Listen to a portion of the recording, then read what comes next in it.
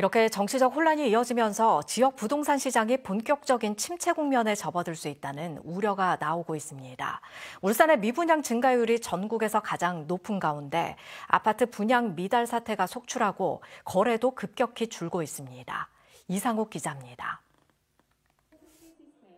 올 들어 울산에서 신규 분양에 나선 아파트 단지는 모두 13곳입니다. 하지만 결과는 신통치 못했습니다. 입지가 좋거나 분양가가 상대적으로 낮은 3개 단지를 제외한 10개 단지가 대규모 미달 사태를 겪은 겁니다. 거의 거래가 없다는 말입니다. 꼭 구하는 신혼부부라든지 이런 애들 아니고는 거의 구하지를 않더라고요. 보니까 찾으면 거의 월세나 전세를 좀 찾고. 문제는 어수선한 전국 상황까지 더해져 향후 분양시장 전망도 불투명하다는 점입니다. 울산의 12월 아파트 분양시장 전망지수는 78.6으로 전달보다 무려 14.7포인트 하락했습니다.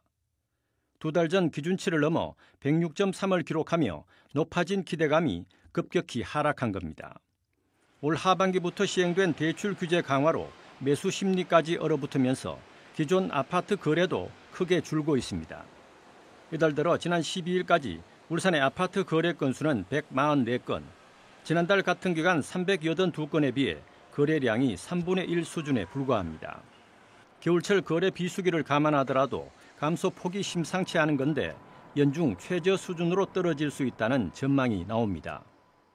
최근에 계엄 사태 때문에 사실은 소비가 좀 더 위축될 것으로 보여집니다. 다만 이것이 계절적 비수기와 겹치면서 양상이 어떻게 될지는 좀 더 지켜봐야 될 것 같습니다. 그런 가운데 환율 급등에 따른 원자재값 상승으로 실제 분양을 미루거나 연기를 검토하는 건설사가 늘어나고 있습니다. 철근과 모래 등 원자재값 상승이 공사비 증가로 이어지면서 분양가까지 끌어올리는 만큼 분양 실패 가능성이 높기 때문입니다. 대출 규제와 전국 혼란, 원자재값 상승이 겹치면서 부동산 시장이 장기 침체에 빠질 수 있다는 우려가 커지고 있습니다.